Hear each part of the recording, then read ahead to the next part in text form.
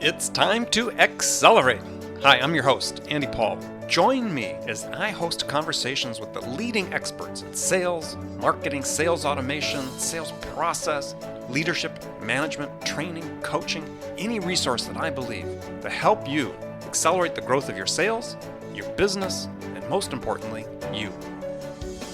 Welcome to the show. Today, our guest is Nancy Munro, founder and CEO of Knowledge Shift. And you can find her online at knowledgeshift.net. So Nancy, welcome. Thank you, Andy. I'm glad to be here. Well, I said, thanks for being here. So rather than have me read some standard introduction about you, why don't you take a minute or two and introduce yourself to the audience and tell us what you do and who do you do it for? Sure. So basically, I started a company called Knowledge Shift about 10 years ago. And prior to that, I had been in a business development position for several different companies, primarily in the learning space. And so naturally, when I started my own business, it was in that same space. But I really got into trying to build learning tools, learning technology that really made an impact versus the standard kind of boring page turner or mouse clicking thing that I typically get stuck producing for my clients, which was always fun. And I knew 5 years ago that mobile devices were really going to not go anywhere. There's obviously I could see where the growth was in that space. So I really got into the field of voice-based technologies. And it took me down this whole different path that I never envisioned getting into, and has really just opened up the doors to a completely new market. And we have developed and embedded some very unique types of voice-based technologies that are primarily used for sales training right now. So, yeah, I'm fascinated by that. So what was sort of that aha moment where you said, there's a problem with, people's performance is adversely impacted by the way they speak and the way they talk? Right. So let me back up a little bit. So the technologies that we deal with almost all the time, full time, is telephone-based technology. But people immediately say, "Oh, did you make an app?" And I'm really kind of anti-app, because when we're selling to a large enterprise organization, I've faced that challenge of, "Oh, just install it," or "Oh, just download it," or "Oh," the last thing I want to do is give salespeople one other excuse not to do something, right? Right. So I'm going to make this as easy as possible. I'm going to actually use old school technology called IVRs, interactive voice response systems, which today are all in the cloud for the most part. And so voice, I think, is the next kind of pioneering world of analytics, because there's all this technology in the world that people are using to measure metrics as who's hitting your website, metrics on lead scoring, metrics on how to get to that account or that rep, or tracking CRM, and all these things that people are pouring millions of dollars into all this technology. But at the end of the day, if you have to have a conversation to close the deal, what are you doing to improve that piece of the pipeline? Well, and especially because increasingly those conversations happen not face to face, but happen over the phone, happen remotely, right? I mean, when we're seeing this whole shift in the paradigm from field sales reps to inside sales reps, that, for some products, they're being sold completely through, in some fairly complex products, expensive products, being sold completely through inside sales. Yeah, where no one ever sees the customer face to face, except maybe on a Skype session or something. So, how people speak and as you talked about, just the tone and tenor of their voice really make a difference. Well, and because voice-based technologies now, there's a lot in what's called natural language processing, and a lot of research that's getting into that space now. And just over the last year, I have been fortunate enough to find some very interesting stories and research around how just by the sound of your voice, people judge who you are as a person. Well, tell us something about that. I mean, you referred to those in your talk I saw you give in Denver. Give us some examples. Sure. So the one study that I found was done out of college out of Scotland, and a psychologist asked people to read a short, paragraph, and he extracted out of that when they said the word hello. And then he asked a group of people to rate these people and their personality characteristics by just hearing the word hello. And Just hello. yeah, just hello. And unanimously, and even in the audience, unanimously, they all agreed on which voices sounded more trustworthy just by the word hello. Now, it's not to say that these people weren't trustworthy, it's your perception Right. who they are. So, don't get it's not a personality characteristic test. It's what is your perception of this person. Right. And then when you don't have the person to see to help form a broader perception, Right. voice is it, right? It's it. And this is, and it just, I'm sorry to interrupt, but I was just going to say, for the, younger people perhaps in the audience that are listening that, perhaps are working in a sales development role that, historically haven't really used the phone other than for texting and others, and now being put in roles where they have to, where they have to talk to people. Yeah. It's not something you take casually. No. Right? I mean, I want to get into later. I remind to bring this up is, one thing that drives me nuts is when people use overfamiliar terms like buddy and so on. And I find that, I was thinking about that when you're giving your talk. It's like, it's somewhat a little bit generational. Yeah. Is I think people are, I don't know, maybe a certain age category. Well, I don't want to stereotype people, but they're a little less formal in the way they talk on the phone. Right, exactly. Well, and not only that, but let's say I am selling a complex product over the phone and I sound like Marilyn Monroe. Right. Would you buy from me? Well, yeah, I mean, it sort of raises a question like that movie Her, right? I was just talking to somebody recently about that. Would you buy something from your operating system? Yeah. if it sounded like Scarlett Johansson. Yeah. Exactly. I mean, and that's the thing. There is technology making automated voices sound more human, which is really scary. And so, where is this technology going? So I'm saying, organizations need to start paying attention to the verbal communications that they are having, either from their call centers, from their sales reps, from tech support, and just, how many minutes a month is someone in a conversation via telephone in the organization? Mm-hmm. And is there a gap in that line of communication that you can see patterns at? Is there some way or some hiccup that keeps happening in one of those channels that can be addressed that has a dramatic impact to the bottom line? Is there a way for people to self-assess? Yes. So, if they use our tool, we have a conversation simulator. Mm-hmm. Let that person self-assess. Actually, we have, if you're posting this online somewhere, I'll send you a link where they can actually go to a web page. Oh, please do. Yes. Yeah. And so on this link, after they put in their email address, they're just asked 3 questions. What skills do you think it takes to be a super salesperson? So you just respond right into your browser. You don't need a microphone. It's another kind of new voice technology called WebRTC that's now turning your browser into a two-way communication device verbally. Okay. So we're going to capture your voice through the browser, answer those 3 questions, and then you'll get what's called using our emotimeter. You're going to get a measurement of your voice style as its composure rating, temperament, and a primary and a secondary emotion. And it doesn't matter what language you're speaking, you can respond in Spanish, Hebrew, whatever you want to respond in. Mm-hmm. And because emotions are universal in the voice. When someone's speaking, whether or not they're happy, they're sad, angry, frustrated, you don't know, even if you don't know what the languages they're speaking, you can tell what the emotion is in their voice.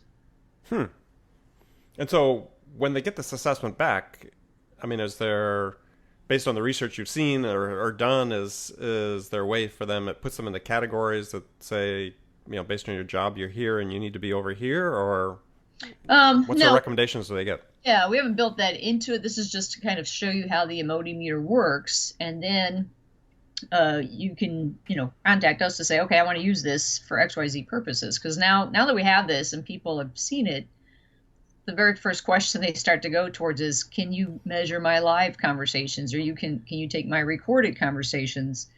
and measure this. And then my next question is, well, then what will you do with that information? Mm-hmm. So, So when people get this ranking or assessment from Emotimeter, is that what you would think that's how others would perceive you? yeah. So Well, yes and no. if it says, "Gosh, you have a happy voice," then what's telling you is that's typically how you're perceived in your normal speaking voice.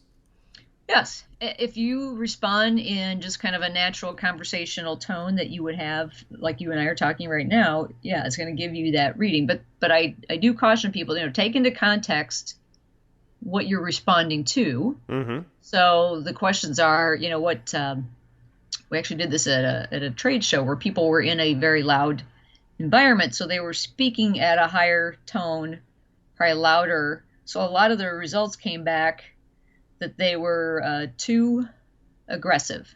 Mm-hmm. Mm-hmm. I said, well, I'm not going to take that as an accurate measurement in this scenario because you're yelling in a crowded environment. So if you are speaking in your normal tone, in a conversational tone, then yes, it will tell you whether you have what I call low vocal energy. So it'll come back as isolated or low energy. The low talker, like on Seinfeld? Yes, exactly. Or sometimes the temperament is low, but the composure is high, and your emotions are, let's say, aggressive. And so what that tells me is you're masking the fact that you're frustrated about something. Because you're keeping your voice in a straight, kind of safe composure level. Mm-hmm. But there's something that's coming out in the way you're saying it that shows you're not necessarily calm. Right. But it sounds like you're calm. So you're doing a really good job of masking your frustrations by the composure or the temperament of your voice. Interesting. And so where I see this really show up vividly is in the simulator that people are using from us. They're talking to a pre-recorded character, but sometimes it's okay. You're going to practice leaving a voicemail. So salespeople, have to leave voicemails once in a while. 80% of the time, yes. Right. And so when people first start to do that, I can see that they can start off in a very calm, composed way. Hi, my name is Nancy from Knowledge Shift. And as they start to go down the path of I'm calling because blah, blah, blah, blah, whatever, that's when they lose control, they lose confidence. And, if the emotimeter is picking up on that, then the person hearing your message is picking up on that as well. And so you need to go back through and practice that to where the person listening to it doesn't, delete you as soon as they hear, hi, my name is Nancy from Knowledge Shift. Mm-hmm. You're leaving a message that not only has content that's important or interesting to them, but you're saying in a way that motivates them to call you back, or at least not necessarily calls you back, because this happens a lot, but they'll know next time you call in or they see on caller ID it's you, that they may want to actually pick up the phone now. Right. Yeah, I mean, just at the beginning, just the quality of your voice could be something that causes the customer to hang up the phone without even listening to your voice message, regardless of how valuable it might be. Right, exactly. Yeah, I had a guy work for me once, gosh, it was 10 plus years ago, who was extremely capable in his field, in a marketing endeavor, but he had this, strangled talking voice, right? He's swallowing his words, and it was painful sometimes to listen to him talk and to deal with outsiders. And he finally, and I'd coached him, I know other people coached him, he finally went and saw a speech therapist about it. That really made a huge difference in the quality of his voice. And his career has really taken off as a consequence. Right, exactly. So there's other studies out there that show the top executives. Have you ever seen a very successful CEO with a horrible speaking voice? Rarely. I'm trying to think of one. In fact, it was Margaret Thatcher supposedly trained her voice to speak at a different tonality. Mm-hmm. Mm-hmm. And so it's like, why did she do that? Why in King's Speech, that whole movie, why did that poor, I forget which king it was, that started. George, right? he realized that, oh gosh, I'm going to be on the radio now and I can't speak well. I can't just get away with waving my hand up in my castle anymore and getting along with people. Well, And especially, yeah, in times of trouble, it's hard to be an inspirational figure, which is really what they were looking for him to be if he couldn't speak in public. right. So, there's basically in the sales process, you can adapt your voice to be changed in a way for the circumstance that you're in. And so I do a webinar called How Your Voice Can Make or Break the Sale.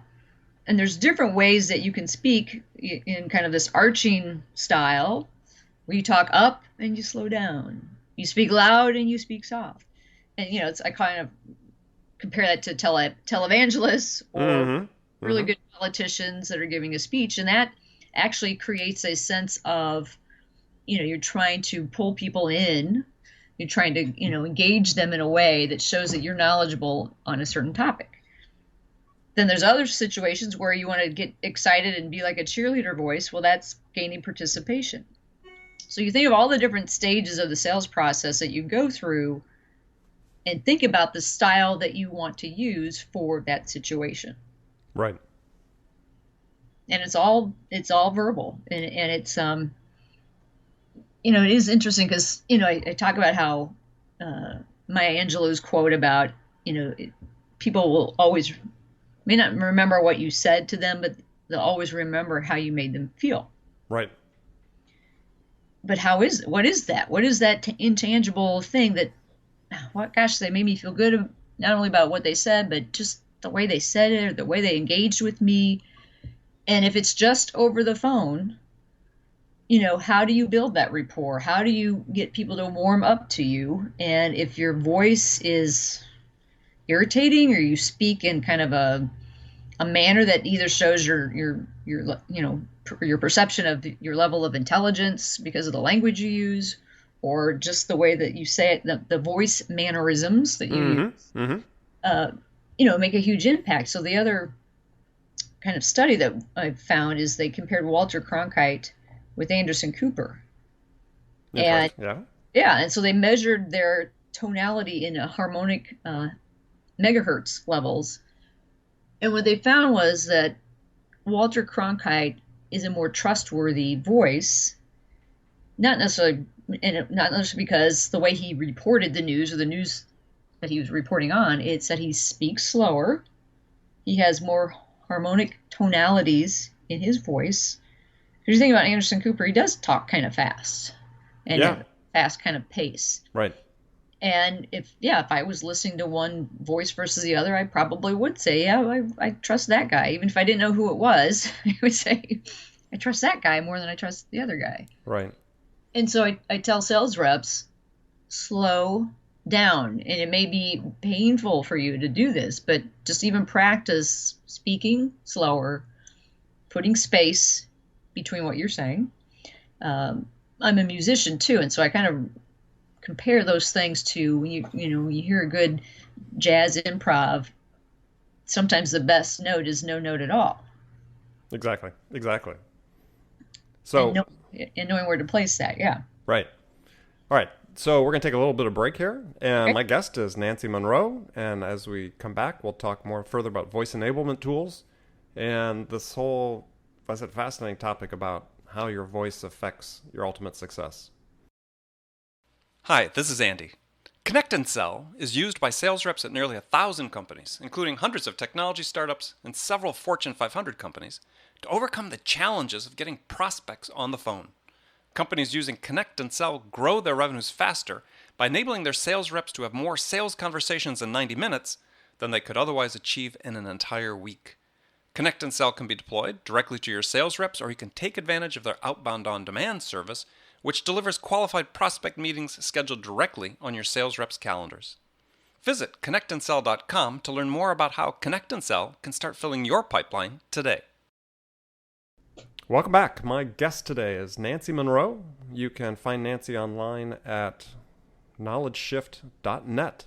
So I want to talk a little bit about your voice enablement tools, but I want to follow up on a point you had made earlier, because I think that people listening to this might think that we're talking about something that's kind of esoteric, about, the tonality in my voice and the difference that might make in my ultimate success. But yeah, for me as a salesperson, part of the reason it captured my attention, and I really hadn't focused on this thought before, is that, or on this topic before, that until I really heard you speak, was that, there's so few things that are under our control as sellers. Right. We can't control the quality of the product we sell. We can't control the price. There's a lot of things we can't control. So we need to really make sure that we're working to perfect those things we can control. Right. And increasingly, as we switch to an inside sales world where you're one step removed from the prospect, and there's not necessarily visible cues they can use to form the perception of you, and it's really driven by your voice, this really is a very important thing for people to pay attention to. Well, right. And so, I have a little calculator that I created, and I've coined the term verbal transaction.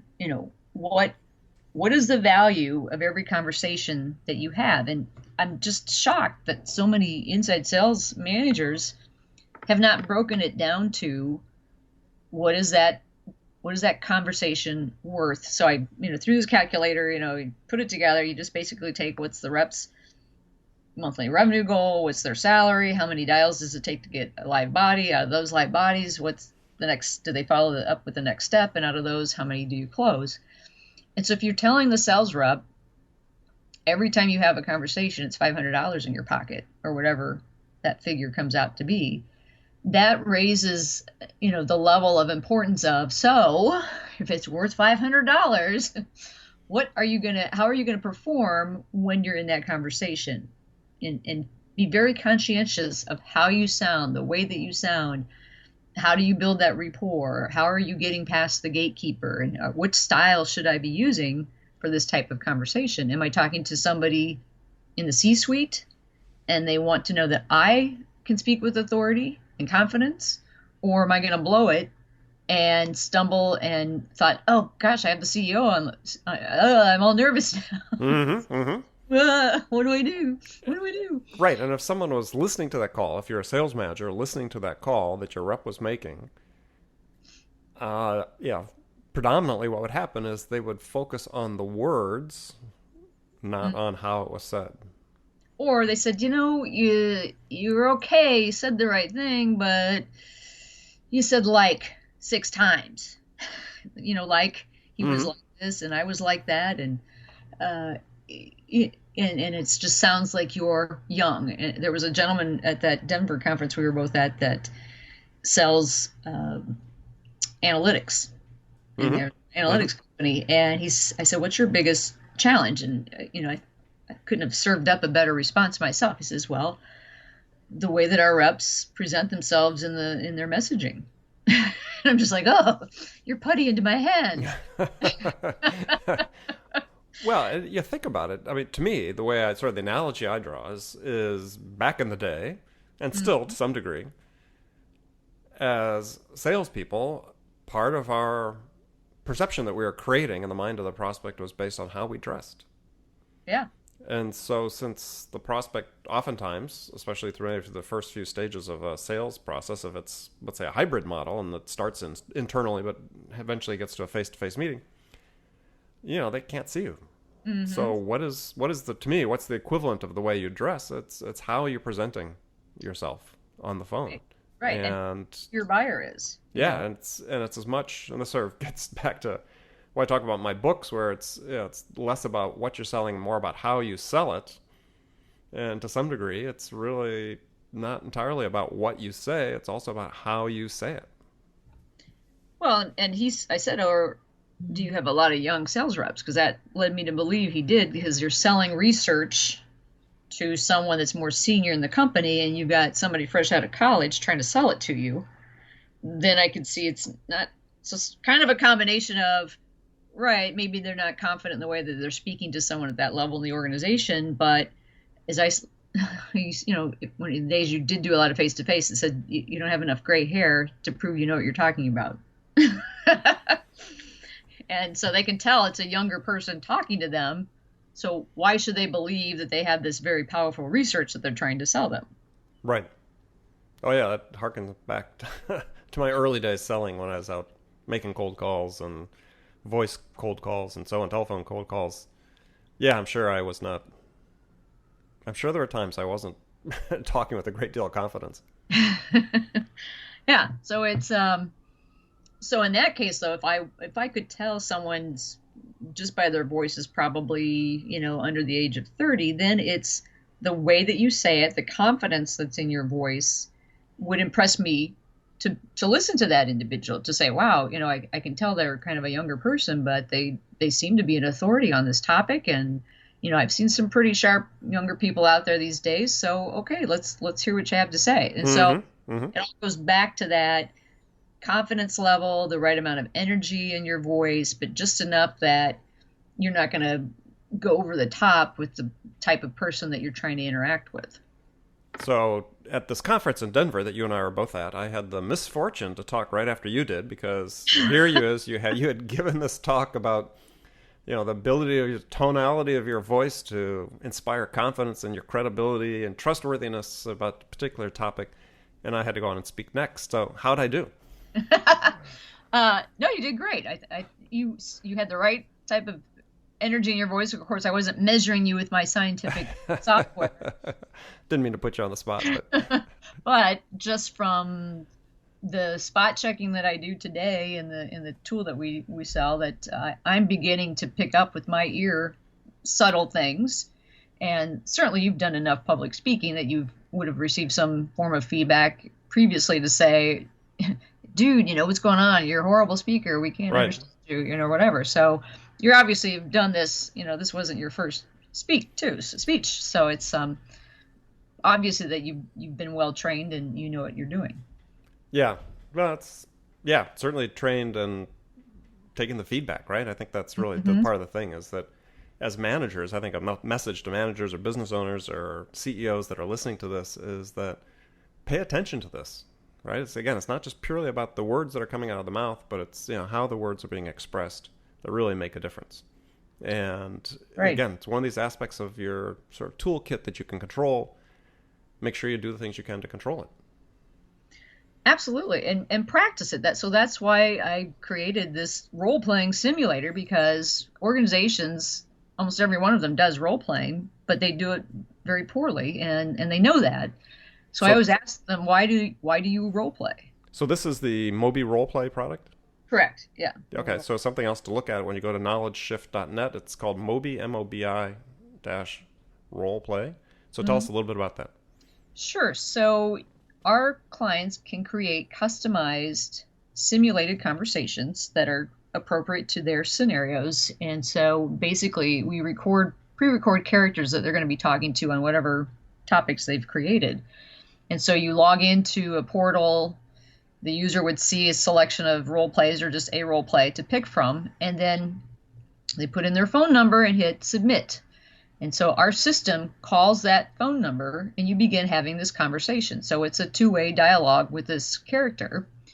And so that's kind of the old school IVR technology in the background, but it's blending in voice transcription. So we transcribe your voice. So as you're speaking in the simulator, we're going to compare what you said to a series of keywords that you've decided they should be using in each response.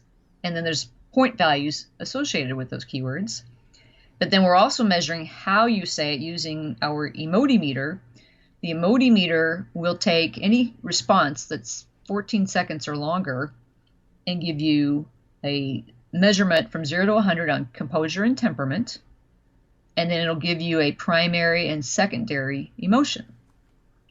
So now we can measure both what and how you say something in a conversation to help you see, because it's visual too. The emotimeter gives you a graphical representation of your responses. So if I'm that sales rep and I see that at the end of that simulation, the last thing I heard was, this completes your simulation. If your points were, 80 points or higher, you did well in the what you said. So somebody could still do well in that portion of it, but then when they look at their emotimeter ratings and it's in the red zone for composure or temperament, or it shows they have low vocal energy, that tells me that, okay, I've done kind of the knowledge transfer of product knowledge, but I haven't really taught that person how to convey that information in a confident and knowledgeable manner. And is this? I'm sorry. Go ahead. And I'm just saying, you can teach all of that product information. They could be reading it out of a manual or whatever, but they can't say it in a way that exudes confidence and trust. Then it's going to be a much longer sales process. I was going to ask, is this priced in such a way that small, mid-sized business can afford it as well as large enterprise? Oh yeah, our starting point is 1,000 minutes a month for just under $700. Wow. Okay. Yeah, I think for anybody that's looking at how investing, small, medium-sized enterprise, looking at investing in Salesforce development, this is really something to consider when you consider the options you have for sales training, whether it's having a speaking head speak up and stand up in front of the room and talk, or something that you can use on an ongoing basis like this to fine-tune the quality of the interactions you have with your prospects. Very important. Mm-hmm.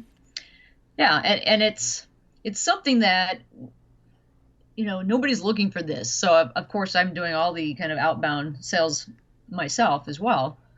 And so when I get people to kind of listen to me, so when I start going down that sales process, I said, well, how do you know this works? And I first thing I say is, well, I have you on the phone, don't I? Yeah.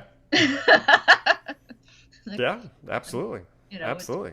I use it every day. So, and put it into practice, measure my voice. And there's certain things that even I have to, it's really made me much more self-conscious. And part of it is just making people aware that you're at this level, or this is the way you are being perceived.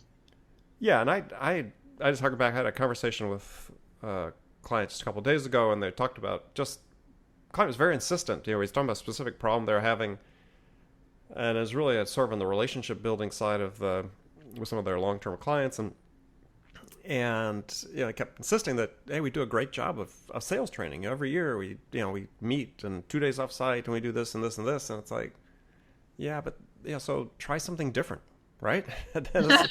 And this is what you're doing is something that's different, and I would recommend people really take a look at it. So I'm going to move into the last segment of our show. We're going to get some rapid fire questions for you, sort of stream of consciousness. You can one-word answers if you want, or elaborate if you feel the need. But so sure. What's the most powerful tool in your sales arsenal? Besides Moby Roleplay? Yeah, in your own personal sales arsenal. Yeah, so I use a what is it called? Sidekick. Sidekick, okay. Yeah, so Sidekick is from HubSpot, but it's free. It will tell me if someone has opened up an Outlook email without them knowing it. Yeah, so great sales engagement, so you can understand. Right, perfect, okay. So who's your sales role model? Boy, I'm not so rapid fire, am I? I hate to say it, but I like Zig Ziglar. Oh, nothing wrong with that. Yeah. Lots of people bring that up. Yep. What's the one book every salesperson should read? How to Win Friends and Influence People. Okay. Also been mentioned several times. Your favorite music to listen to psych yourself up for a sales call? Jazz. What's the first sales activity you do every day? I write down, I literally have tick marks for every call I make. So I put a column, piece of the paper, how many demos am I going to book, and how many calls am I going to make today. That's the very first thing I write down in the morning. What's your definition of value in selling? Building a long-term relationship with the client. What do you do to keep fit and healthy?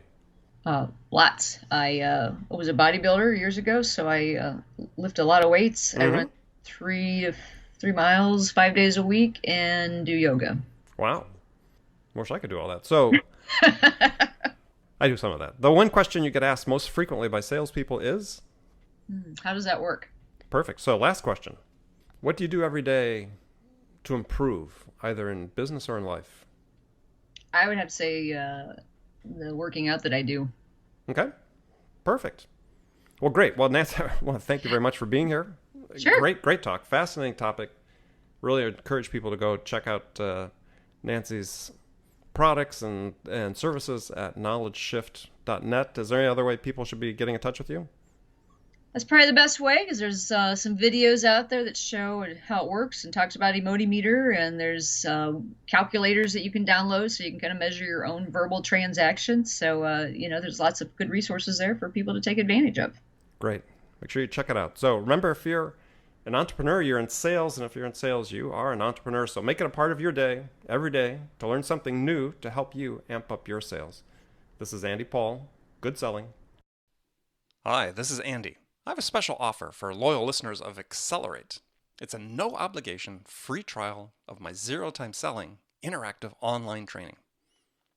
Now, I've worked with thousands of sales reps to teach them how to use my zero-time selling to boost their productivity and transform the results. And so if you want to learn the same proven strategies to help you open more doors, have more effective sales conversations with prospects, and close more orders, then my zero-time selling interactive training system is a fit for you. It's incredibly simple to start. Just take out your smartphone and text the word TRUST, that's TRUST, to 96,000. Now, do you have your phone ready? You're going to send a text to 96000. That's a 9 and a 6 followed by 3 zeros. Now enter the single word message TRUST and hit send, and you hear right back from me with instructions on how to sign up for your free trial on my zero-time selling interactive training. I look forward to seeing you there. Thanks for listening to the show.